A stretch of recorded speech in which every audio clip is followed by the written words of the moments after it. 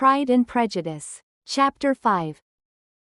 Within a short walk of Longbourn lived a family with whom the Bennets were particularly intimate. Sir William Lucas had been formerly in trade in Meryton, where he had made a tolerable fortune, and risen to the honour of knighthood by an address to the king, during his mayoralty. The distinction had perhaps been felt too strongly. It had given him a disgust to his business, and to his residence in a small market town, and quitting them both, he had removed with his family to a house about a mile from Meryton, denominated from that period Lucas Lodge, where he could think with pleasure of his own importance, and unshackled by business, occupy himself solely in being civil to all the world, for though elated by his rank, it did not render him supercilious. On the contrary, he was all attention to everybody, by nature inoffensive, friendly and obliging. His presentation at St. James's had made him courteous. Lady Lucas was a very good kind of woman, not too clever to be a valuable neighbour to Mrs. Bennet. They had several children, the eldest of them, a sensible, intelligent young woman, about 27, was Elizabeth's intimate friend. That the Miss Lucases and the Miss Bennets should meet to talk over a ball was absolutely necessary, and the morning after the assembly brought the former to Longbourn, to hear and to communicate. "You began the evening well, Charlotte," said Mrs. Bennet with civil self-command to Miss Lucas. "You were Mr. Bingley's first choice." "Yes, but he seemed to like his second better." "Oh, you mean Jane, I suppose, because he danced with her twice." "To be sure, that did seem as if he admired her." "Indeed, I rather believe he did. I heard something about it, but I hardly know what. Something about Mr. Robinson." "Perhaps you mean what I overheard between him and Mr. Robinson. Did not I mention it to you? Mr. Robinson's asking him how he liked our Meryton assemblies, and whether he did not think there were a great many pretty women in the room, and which he thought the prettiest, and his answering immediately to the last question, 'Oh, the eldest Miss Bennet.' Beyond a doubt, there cannot be two opinions on that point." "Upon my word. Well, that was very decided indeed. That does seem as if, but however, it may all come to nothing, you know." "My overhearings were more to the purpose than yours, Eliza," said Charlotte. "Mr. Darcy is not so well worth listening to as his friend, is he?" Poor Eliza, to be only just tolerable. I beg you would not put it into Lizzie's head to be vexed by his ill treatment. For he is such a disagreeable man, that it would be quite a misfortune to be liked by him. Mrs. Long told me last night that he sat close to her for half an hour, without once opening his lips." "Are you quite sure, ma'am? Is not there a little mistake?" said Jane. "I certainly saw Mr. Darcy speaking to her." "Aye, because she asked him at last how he liked Netherfield, and he could not help answering her. But she said he seemed very angry at being spoke to."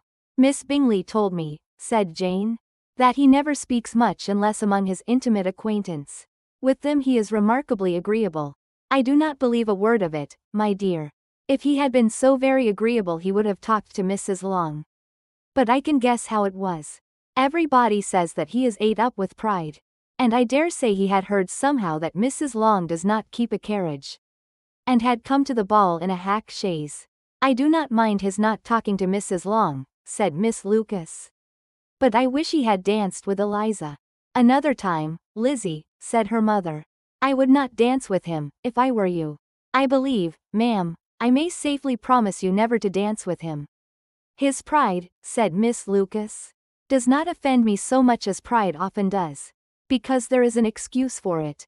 One cannot wonder that so very fine a young man, with family, fortune, everything in his favour, should think highly of himself. If I may so express it, he has a right to be proud." "That is very true," replied Elizabeth, "and I could easily forgive his pride, if he had not mortified mine." "Pride," observed Mary, who piqued herself upon the solidity of her reflections, "is a very common failing, I believe. By all that I have ever read, I am convinced that it is very common indeed. That human nature is particularly prone to it, and that there are very few of us who do not cherish a feeling of self-complacency on the score of some quality or other, real or imaginary. Vanity and pride are different things, though the words are often used synonymously. A person may be proud without being vain, Pride relates more to our opinion of ourselves. Vanity to what we would have others think of us. If I were as rich as Mr. Darcy, cried a young Lucas who came with his sisters, I should not care how proud I was. I would keep a pack of foxhounds, and drink a bottle of wine every day. Then you would drink a great deal more than you ought, said Mrs. Bennet. And if I were to see you at it I should take away your bottle directly. The boy protested that she should not. She continued to declare that she would. And the argument ended only with the visit. Chapter 6. The ladies of Longbourn soon waited on those of Netherfield. The visit was returned in due form. Miss Bennet's pleasing manners grew on the goodwill of Mrs. Hurst and Miss Bingley. And though the mother was found to be intolerable and the younger sisters not worth speaking to, a wish of being better acquainted with them was expressed towards the two eldest. By Jane this attention was received with the greatest pleasure. But Elizabeth still saw superciliousness in their treatment of everybody, hardly excepting even her sister, and could not like them, though their kindness to Jane, such as it was, had a value as arising in all probability from the influence of their brother's admiration. It was generally evident whenever they met, that he did admire her, and to her it was equally evident that Jane was yielding to the preference which she had begun to entertain for him from the first, and was in a way to be very much in love. But she considered with pleasure that it was not likely to be discovered by the world in general, since Jane united with great strength of feeling, a composure of temper and a uniform cheerfulness of manner, which would guard her from the suspicions of the impertinent. She mentioned this to her friend Miss Lucas. It may perhaps be pleasant, replied Charlotte, to be able to impose on the public in such a case. But it is sometimes a disadvantage to be so very guarded. If a woman conceals her affection with the same skill from the object of it, she may lose the opportunity of fixing him, and it will then be but poor consolation to believe the world equally in the dark. There is so much of gratitude or vanity in almost every attachment, that it is not safe to leave any to itself. We can all begin freely, a slight preference is natural enough, but there are very few of us who have heart enough to be really in love without encouragement. In 9 cases out of 10, a woman had better show more affection than she feels. Bingley likes your sister undoubtedly, but he may never do more than like her, if she does not help him on. But she does help him on, as much as her nature will allow. If I can perceive her regard for him, he must be a simpleton indeed not to discover it too. Remember, Eliza, that he does not know Jane's disposition as you do. But if a woman is partial to a man, and does not endeavor to conceal it, he must find it out. Perhaps he must, if he sees enough of her. But though Bingley and Jane meet tolerably often, it is never for many hours together. And as they always see each other in large mixed parties, it is impossible that every moment should be employed in conversing together. Jane should therefore make the most of every half-hour in which she can command his attention. When she is secure of him, there will be leisure for falling in love as much as she chooses. Your plan is a good one, replied Elizabeth, where nothing is in question but the desire of being well married. And if I were determined to get a rich husband, or any husband, I dare say I should adopt it. But these are not Jane's feelings. She is not acting by design. As yet, she cannot even be certain of the degree of her own regard, nor of its reasonableness. She has known him only a fortnight. She danced 4 dances with him at Meryton. She saw him one morning at his own house, and has since dined in company with him 4 times. This is not quite enough to make her understand his character. Not as you represent it. Had she merely dined with him, she might only have discovered whether he had a good appetite. But you must remember that 4 evenings have been also spent together. And 4 evenings may do a great deal.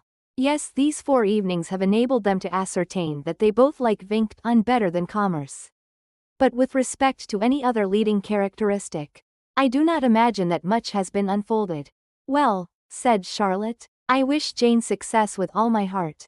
And if she were married to him tomorrow, I should think she had as good a chance of happiness as if she were to be studying his character for a 12-month. Happiness in marriage is entirely a matter of chance.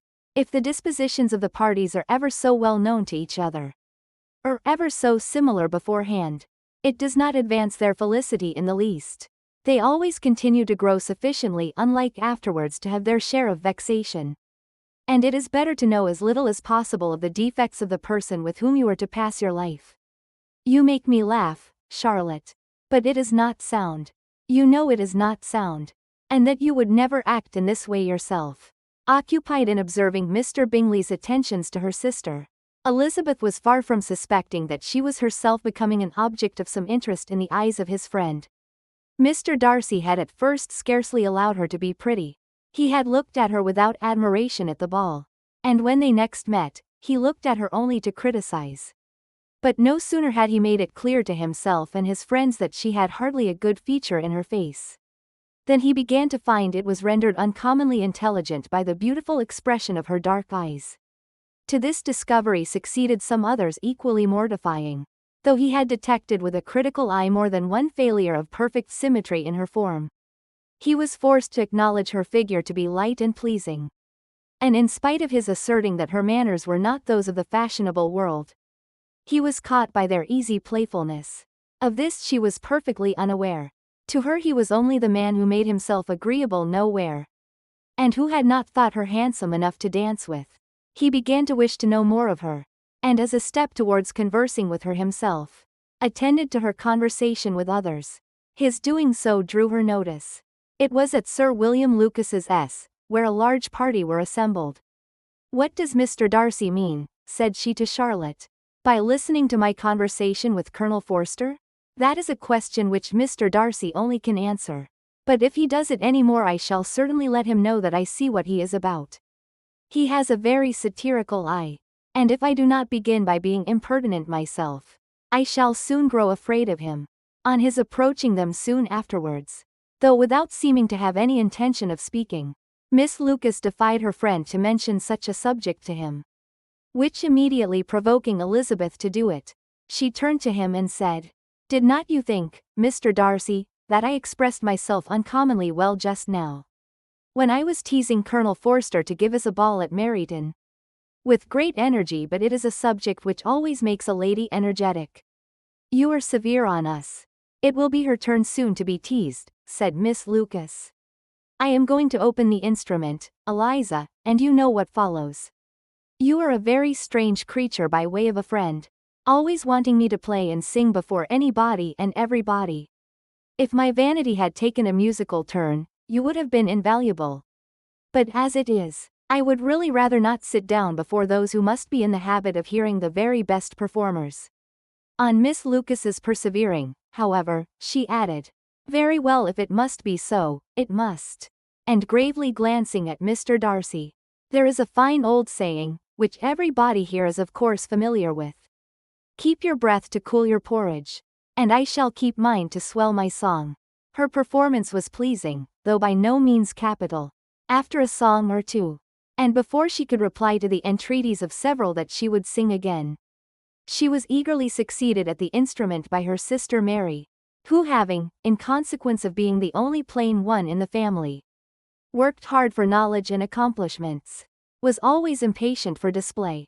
Mary had neither genius nor taste, and though vanity had given her application, it had given her likewise a pedantic air and conceited manner, which would have injured a higher degree of excellence than she had reached.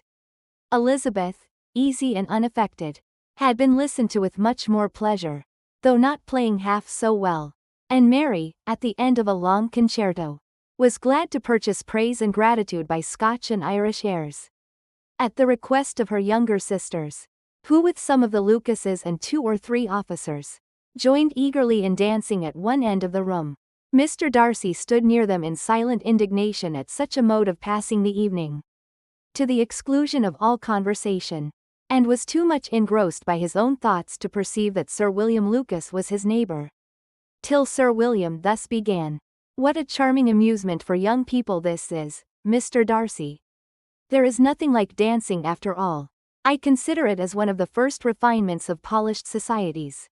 "Certainly, sir, and it has the advantage also of being in vogue amongst the less polished societies of the world. Every savage can dance." Sir William only smiled. "Your friend performs delightfully," he continued after a pause, on seeing Bingley join the group. "And I doubt not that you are an adept in the science yourself, Mr. Darcy. You saw me dance at Meryton, I believe, sir. Yes, indeed, and received no inconsiderable pleasure from the sight. Do you often dance at St. James's? Never, sir. Do you not think it would be a proper compliment to the place? It is a compliment which I never pay to any place if I can avoid it. You have a house in town, I conclude? Mr. Darcy bowed. I had once some thoughts of fixing in town myself, for I am fond of superior society, but I did not feel quite certain that the air of London would agree with Lady Lucas. He paused in hopes of an answer, but his companion was not disposed to make any, and Elizabeth at that instant moving towards them, he was struck with the notion of doing a very gallant thing, and called out to her, "My dear Miss Eliza, why are not you dancing? Mr. Darcy, you must allow me to present this young lady to you as a very desirable partner. You cannot refuse to dance, I am sure, when so much beauty is before you." And taking her hand, he would have given it to Mr. Darcy, who, though extremely surprised, was not unwilling to receive it, when she instantly drew back, and said with some discomposure to Sir William, "Indeed, sir, I have not the least intention of dancing. I entreat you not to suppose that I moved this way in order to beg for a partner." Mr. Darcy with grave propriety requested to be allowed the honor of her hand. But in vain. Elizabeth was determined, nor did Sir William at all shake her purpose by his attempt at persuasion. "You excel so much in the dance, Miss Eliza, that it is cruel to deny me the happiness of seeing you. And though this gentleman dislikes the amusement in general, he can have no objection, I am sure, to oblige us for 1/2 hour." "Mr. Darcy is all politeness," said Elizabeth, smiling. "He is indeed, but considering the inducement, my dear Miss Eliza, we cannot wonder at his complaisance, for who would object to such a partner?" Elizabeth looked archly, and turned away. Her resistance had not injured her with the gentleman, and he was thinking of her with some complacency, when thus accosted by Miss Bingley. "I can guess the subject of your reverie." "I should imagine not. You are considering how insupportable it would be to pass many evenings in this manner in such society. And indeed I am quite of your opinion. I was never more annoyed. The insipidity and yet the noise. The nothingness and yet the self-importance of all these people. What would I give to hear your strictures on them? Your conjecture is totally wrong, I assure you. My mind was more agreeably engaged. I have been meditating on the very great pleasure which a pair of fine eyes in the face of a pretty woman can bestow." Miss Bingley immediately fixed her eyes on his face, and desired he would tell her what lady had the credit of inspiring such reflections. Mr. Darcy replied with great intrepidity, "Miss Elizabeth Bennet." "Miss Elizabeth Bennet," repeated Miss Bingley. "I am all astonishment. How long has she been such a favourite? And pray when am I to wish you joy?" "That is exactly the question which I expected you to ask. A lady's imagination is very rapid. It jumps from admiration to love, from love to matrimony in a moment. I knew you would be wishing me joy. Nay, if you are so serious about it, I shall consider the matter as absolutely settled. You will have a charming mother-in-law, indeed. And of course she will be always at Pemberley with you." He listened to her with perfect indifference, while she chose to entertain herself in this manner, and as his composure convinced her that all was safe, her wit flowed long.